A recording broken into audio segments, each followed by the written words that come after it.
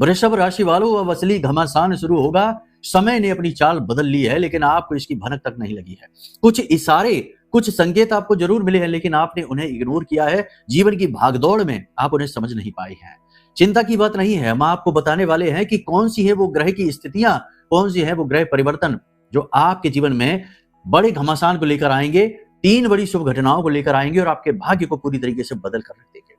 वृषभ राशि वालों, इस कार्यक्रम को इग्नोर मत करना, वरना अपने सौभाग्य को आप इग्नोर कर दोगे। कभी कभी आप अनजाने में ऐसा कर देते हो कि जो सबसे महत्वपूर्ण चीजें हैं आपके जीवन में, आप उन्हें ही इग्नोर कर देते हो, बाईपास कर देते हो। लेकिन अब बहुत हुआ। अब आपके लंबे समय के इंतजार, आपके धैर्य, आपकी तकलीफ और आपकी परेशानियों का अंत का समय आ गया है। जी हाँ, 17 अगस्त, डेट नोट कर लो। इस दिन आपके जीवन में घटित होंगी 3 बड़ी घटनाएं।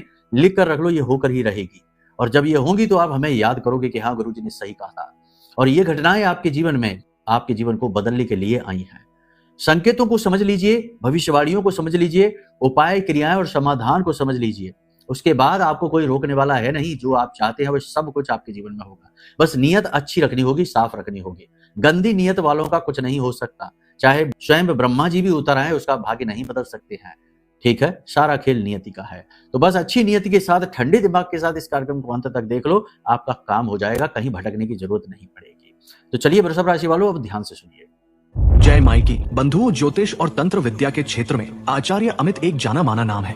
पूज्य गुरुदेव के साधनाओं और ज्योतिष विद्या के अनुभव बेहद दिव्य है। जी हाँ, पूज्य गुरुदेव ने जिसकी भी कुंडली का विश्लेषण किया और कुंडली के अनुसार उसे सटीक उपाय व महामाई माँ बगलामुखी की विशेष कृपा दी, उसके जीवन में सकारात्मक बदलाव तो आ ही है। फिर चाहे समस्या कितनी ही कठिन क्यों ना हो, समाधान तो अवश्य हुआ है। अब ऐसे में यदि आप भी अपने जीवन की किसी बड़ी समस्या से जूझ रहे हैं, जैसे कि कर्जा बढ़ता ही जा रहा है, काम धंधा और व्यापार सब रुक चुका है, रिश्ते नातों में तनाव हद से ज्यादा बढ़ गया है, पूरा जीवन ही नकारात्मकताओं से भर गया है, तो ऐसे में यही सही समय है जब आप श्रेष्ठ गुरु से मार्गदर्शन प्राप्त करें और जीवन के अंधकार को समाप्त कर दिव्य प्रकाश की ओर कदम बढ़ाएं। वीडियो में दिए गए नंबरों पर तुरंत संपर्क करिए और अपनी कुंडली का विश्लेषण व समाधान पूज्य गुरुदेव के द्वारा करवा लीजिए। देर ना करें, आपके देवी देवताओं के आशीर्वाद से ये मौका खुद चलकर आपके पास आया है, इसे गंवाना नहीं है।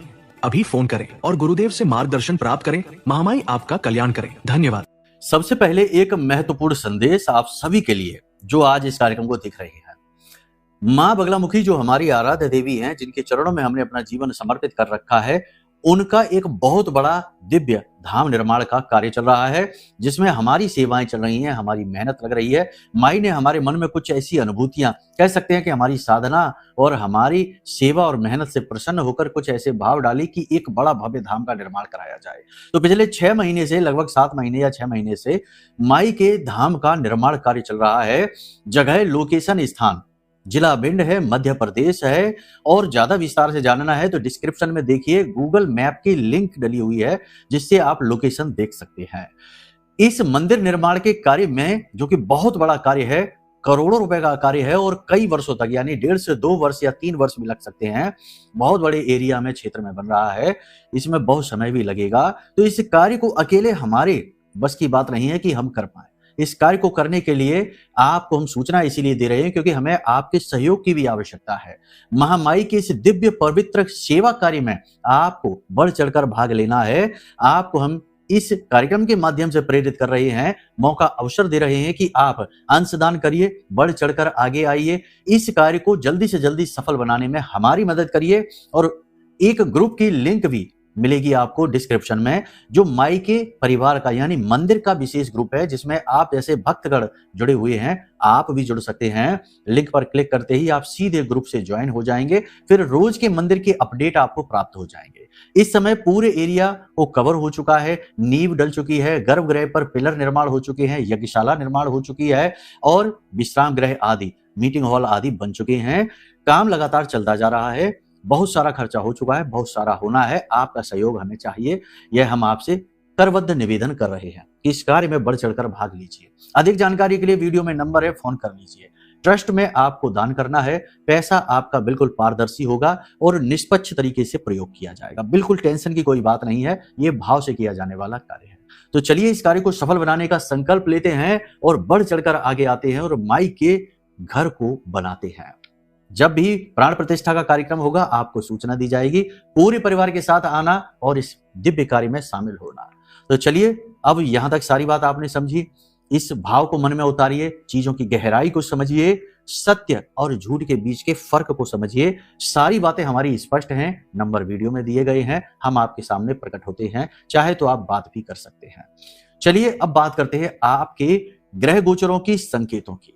देखिए, इस समय और काल पर आपको मूल तौर पर 5 बड़े संकेत हैं जो मिल रहे हैं, किसी को कम किसी को ज्यादा, लेकिन मिल रहे हैं, और ये बदलते हुए ग्रहों के गोचरों के संकेत हैं।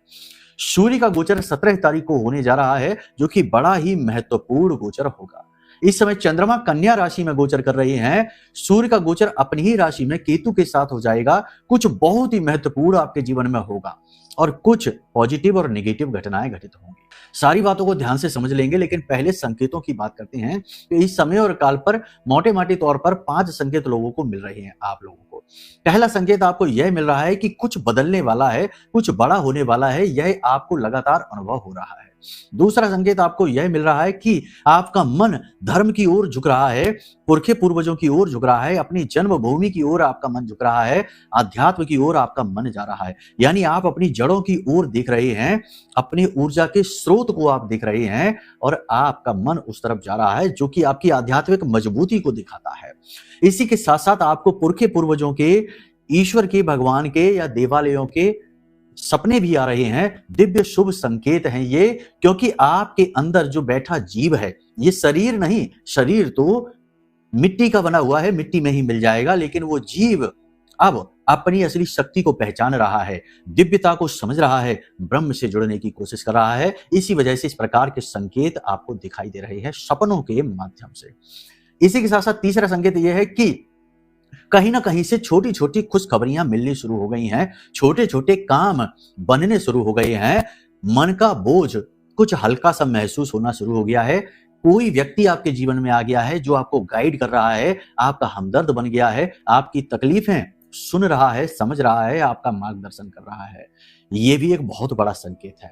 इसी के साथ साथ एक सबसे महत्वपूर्ण संकेत कि कोई एक ऐसा अपना व्यक्ति है जो आपसे दूर जा चुका है, आपसे अलग हो चुका है, बिना किसी कारण ही आपसे बुराई मान रहे हैं लोग, बिना किसी कारण ही लोग आपसे दूर जा रहे हैं, और आपको भी ज्यादा फर्क पड़ नहीं रहा है, क्योंकि आपने अब अकेले रहना सीख लिया है। अकेलेपन के सुख को आप समझ चुके हैं और आप अब अपने अकेलेपन को ही एंजॉय करने लगे हैं। तो ये संकेत आपको यदि मिल रहे हैं, इसी के साथ साथ सबसे बड़ा संकेत कि अपने साथ किसी दिव्य ऊर्जा के होने का संकेत, ये कम लोगों को मिलेगा।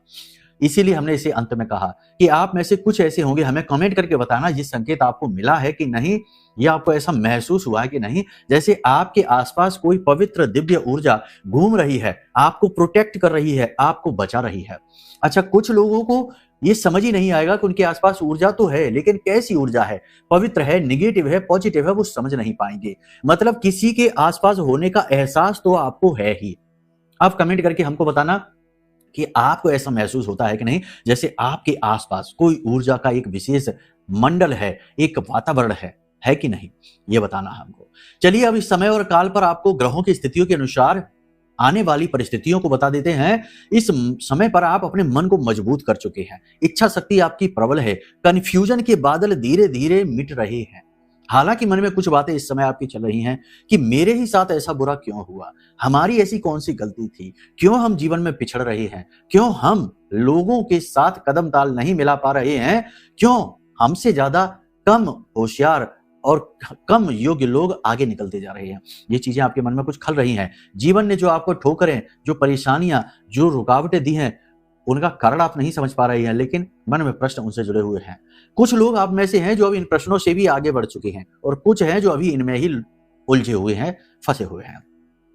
इस समय आप किसी बड़ी योजना पर कार्य करने का मन बना रहे हैं, तैयारी कर रहे हैं, कुछ बड़ा आप करने वाले हैं, यानी किसी नए बिजनेस की शुरुआत करने जा रहे हैं, किसी नए रिश्ते में आप जाना चाहते हैं, घर बदलना चाहते हैं, बिजनेस बदलना चाहते हैं, नौकरी बदलना चाहते हैं, यानी कुछ ऐसा बड़ा जो कि लाइफ चेंजिंग होने वाला है, टर्निंग पॉइंट होने वाला है जीवन का।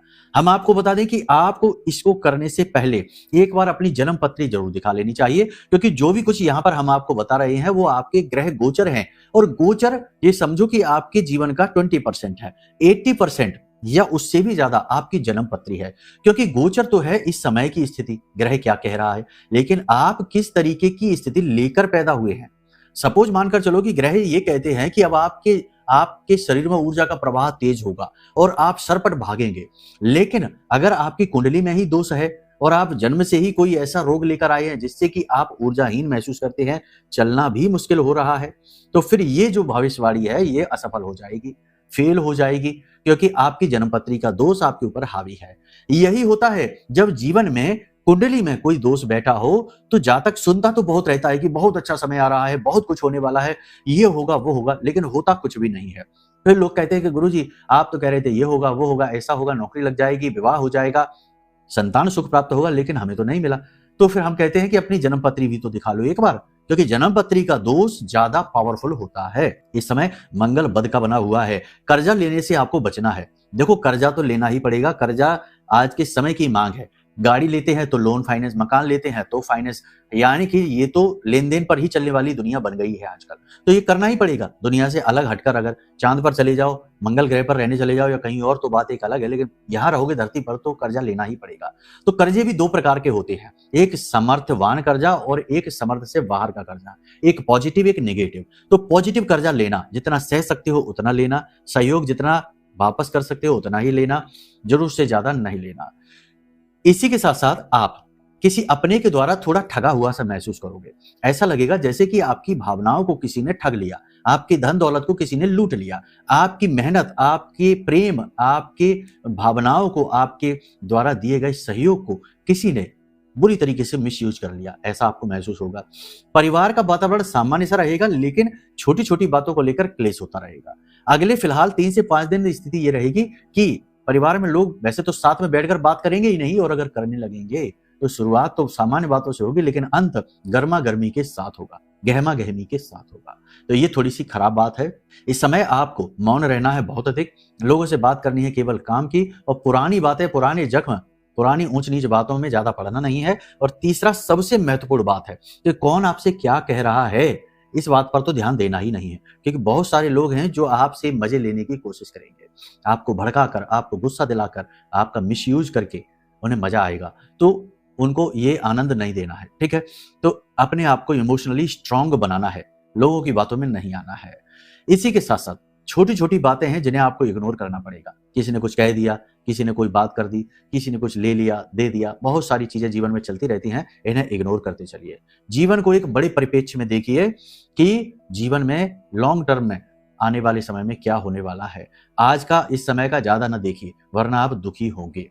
कार्य क्षेत्र में नौकरी करने वालों के लिए बात करें तो ये समय मेहनत का है, स्ट्रगल का है। 17 तारीख के बाद आपके जीवन में कुछ पॉजिटिव न्यूज आपको मिलने वाली है। उच्च अधिकारियों से बनाकर चल पाना आपके लिए थोड़ा कठिन होगा, चैलेंजिंग रहेगा।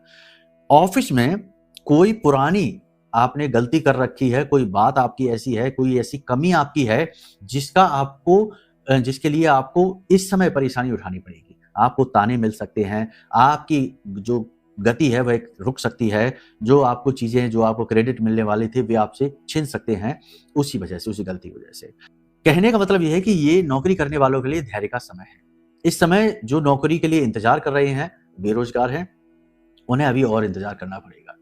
22 अगस्त के बाद उनके लिए कुछ योग ठीक बन रहे हैं, उससे पहले नहीं।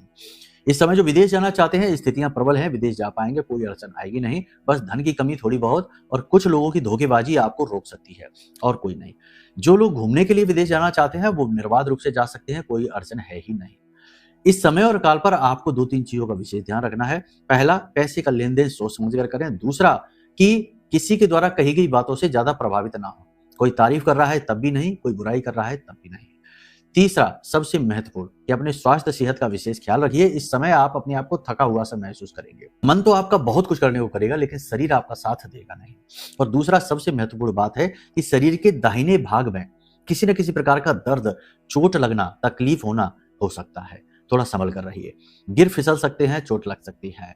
इस समय पेट को लेकर तकलीफें ज्यादा रहेंगी, यानी कि एसिडिटी बढ़ जाएगी, ब्लोटिंग होगी। तो खाना कम से कम खाइए, शुद्ध सात्विक भोजन करिए, स्वच्छ भोजन खाइए, दूषित भोजन बाहर का ना। 17 तारीख जो है ना बेहद महत्वपूर्ण है।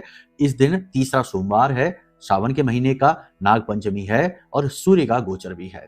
तो ये बड़ा महत्वपूर्ण दिन है। इस दिन आप 3 काम कर सकते हो जो आपके आने वाले समय को बहुत अच्छी तरीके से शेप देंगी, यानी कि पॉजिटिविटी को लेकर आएंगे। और इसका प्रभाव आप अगले दिन से ही महसूस करेंगे।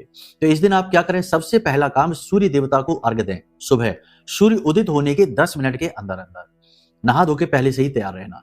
अर्घ्य देते समय जो जल है, उस जल में आप थोड़ा सा कुमकुम डाल दें, थोड़ा सा गुड़ डाल दें, काले तिल डाल दें। ये सामग्रियां याद रखना। लाल सूखी मिर्ची के 21 बीज डाल दें, इससे ज्यादा नहीं, केवल 21।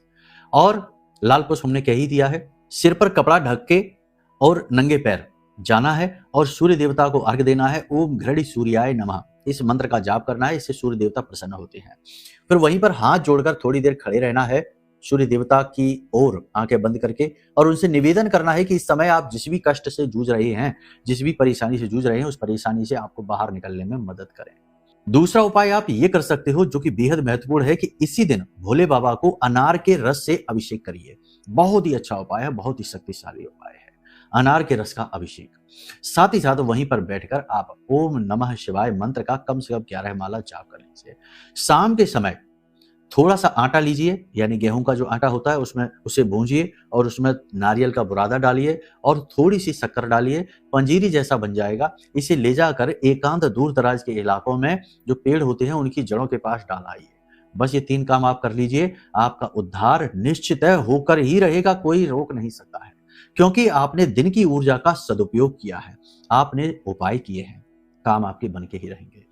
एक और महत्वपूर्ण बात है यहाँ पर कि निगेटिविटी, नकारात्मकता, नजर टोना टोटका, इसमें इतनी शक्ति है कि यह बनते हुए नए मकान में भी दरार ला सकती है, अच्छे खासे चलते हुए बिजनेस को भी डुबा सकती है। और रिश्ते जो आजकल टूट रहे हैं ना, कि पति पत्नी या प्रेमी प्रेमिका हंसते मुस्कुराते की तस्वीर सोशल मीडिया पर अपलोड करने लगते हैं और कुछ ही दिन के बाद में देखते हैं कि उनके बीच में जो प्रेम था समाप्त हो गया, झगड़ा शुरू हो गया, अलग अलग हो गए।